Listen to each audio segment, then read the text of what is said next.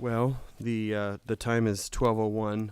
I know with the other committee members, we had a couple absences, and I know some illnesses are going around. So we will continue here today.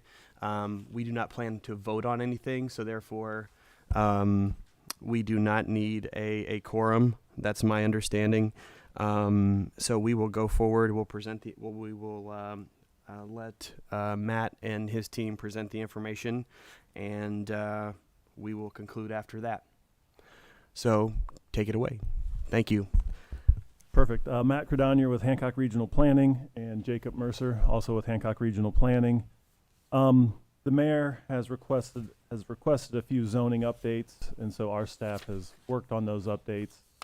The updates, the mayor wanted me to say kind of that she's requested these updates, and she's kind of requested these with guidance from the strategic plan that the city's been working on. So with that, regional planning staff has worked on these updates, and there's really two portions of the updates. One is conditional uses in the C2 district, and the other one is for donation bins. So I will start with the conditional uses. Within the C2 district and within most zoning districts, there's permitted uses, and then there's conditional uses. Permitted uses, the use is kind of guaranteed by right, and as long as you meet all the standards. Conditional use gives the municipality, city planning commission, a little more discretion to put conditions on those uses. So there are, so from the C2 district, the proposal is to remove pawn shops from a permitted use, and to remove fueling stations, aka gas stations, from the C2 district. And then the additions to the conditional use would be to move pawn shops as a conditional use, to move fueling stations to a conditional use, oil change facilities to a conditional use, car washes, and then small box retail stores. Small box retail stores, the definition points to really dollar stores, Dollar Trees, etc. In the I-1 district, moving self-storage facilities from a permitted use to a conditional use. The comments from the administration, and I do agree with them, we've seen a lot of development of new gas stations.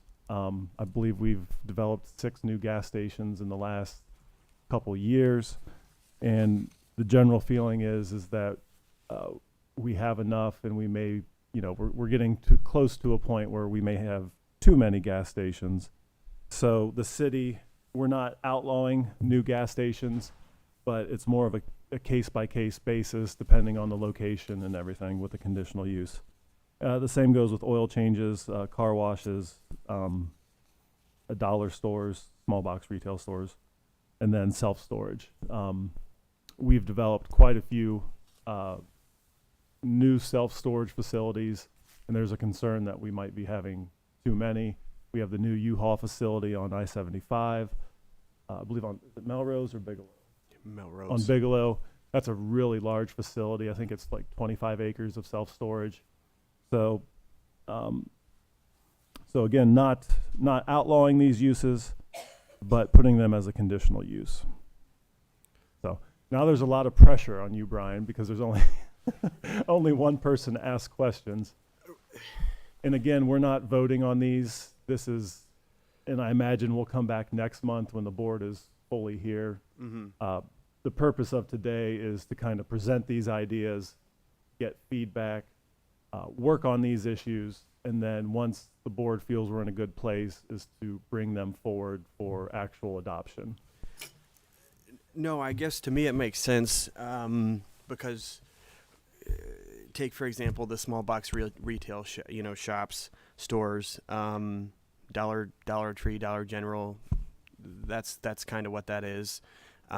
We don't have to have the conversation again about moratoriums and limits because we have greater oversight in our code.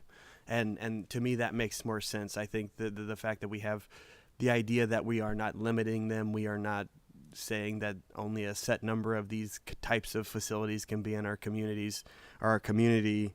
But what we do have is more oversight and a few more guardrails by doing it this way. And to me, that makes sense. But that, I guess that's really all I wanted to say. I think Sure. I think what you've presented here makes a lot of sense, and I can see where you're coming from. So that's maybe half the battle. So, and I would say don't, the plan is, it's March. So at the April meeting, we'll bring these back so that the other board members can comment Mm-hmm. at the public meeting about their thoughts and concerns. Okay. So, that's the proposed conditional use changes in the C2 district.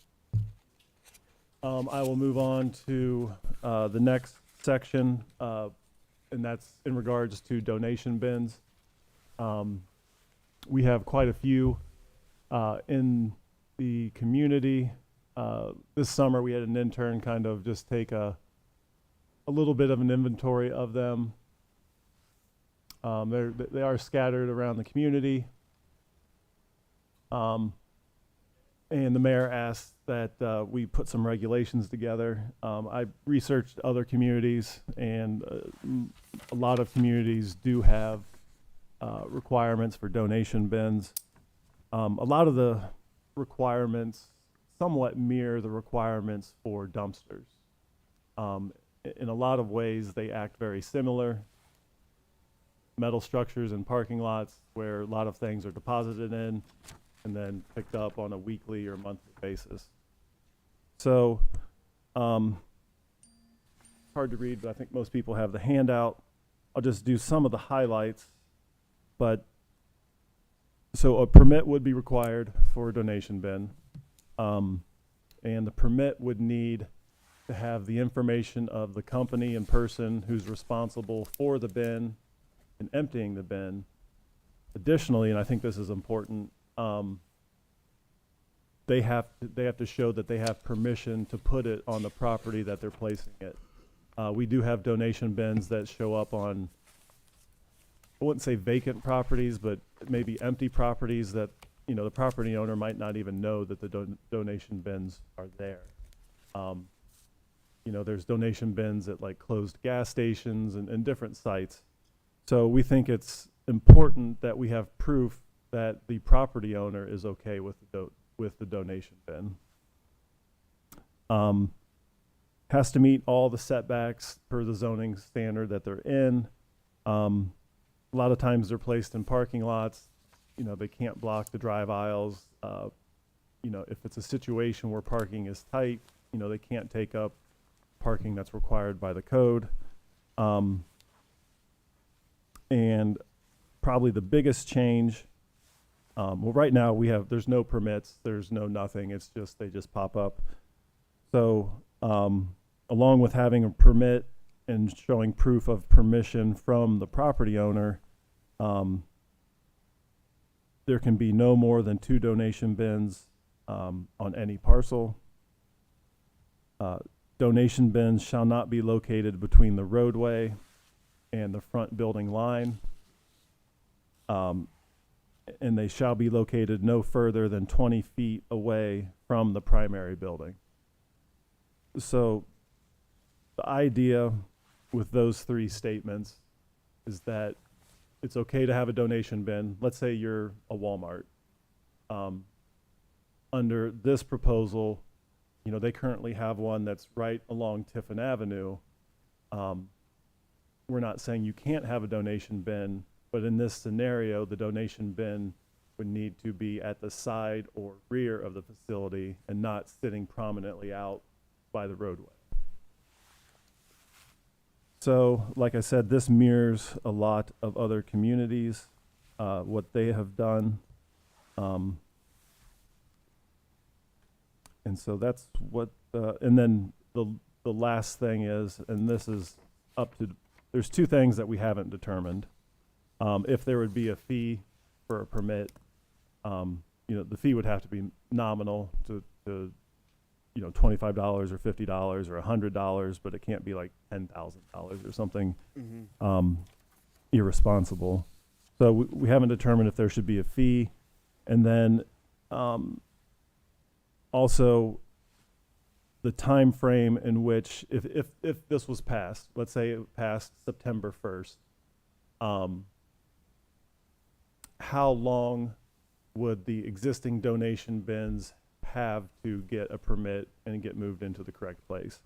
I put 90 days, but we could discuss that. It could be 120 days. I don't feel like going less than 90 days, but that's another thing I think we'd have to discuss. I think 90 days sounds reasonable. I think these collection boxes, they do good things. The items provided by these collection boxes is great. However, I think it is a little bit like the Wild West out there, and some kind of guidelines would be a good thing for the kind of the layout of our community. But to me, it makes sense. I can't speak to. I've heard good and bad about the donation boxes. I do know we have a lot of great charities in town that people could donate their items to. Feel very comfortable that they're being used well. Mm-hmm. But I'd say the purpose of this ordinance is not to discuss that, Yeah. but it's more from a land use aesthetics character, Mm-hmm. in that, It's a planning issue. yeah, in that, we don't want them, we don't have an issue with them, but they need to be kind of set back and a little less in the public view than just lined up all along on vacant lots. So, I would agree with that.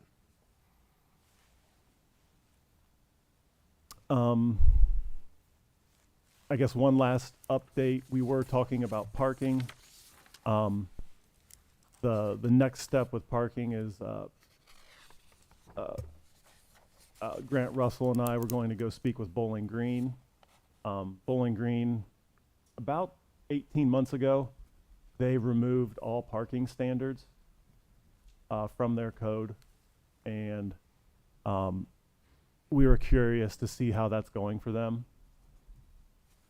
In general, in the planning community, not so much maybe Findlay, Ohio, but some communities have gone to no parking requirements, and some of that's in response to removing parking as a hindrance to developing more housing. I don't know where I stand on that, but I guess we're in the research kind of phase of this. At the very least, I think the goal of the parking is to assess what our current requirements are, and are they too much or too little. Generally looking to reduce the requirements. I think we're pretty good for commercial projects. Every commercial project that comes in, they always meet our standards. I think the focus will be more on residents, apartments, single-family homes, duplexes, triplexes, and apartments. Are those ratios a good ratio? Yeah. So. And I think that's a good thing that we're headed in that direction, because I think it's been a hindrance in the past. But It is. It'll be an interesting conversation, because I see both sides of the coin. Mhm. It can be a hindrance, but at the same time, it's a good thing. if you have a bunch of houses on a street and not enough parking, it can be pretty crazy. So, but we'll continue that. I think the first step is to get feedback from Bowling Green, and I'll be interested because they on a bigger scale, they also have a college, a university, and they have a lot of university housing, as does Findlay. It'd be interesting how that no parking requirement is working with their university type housing and apartments. So that is all I have.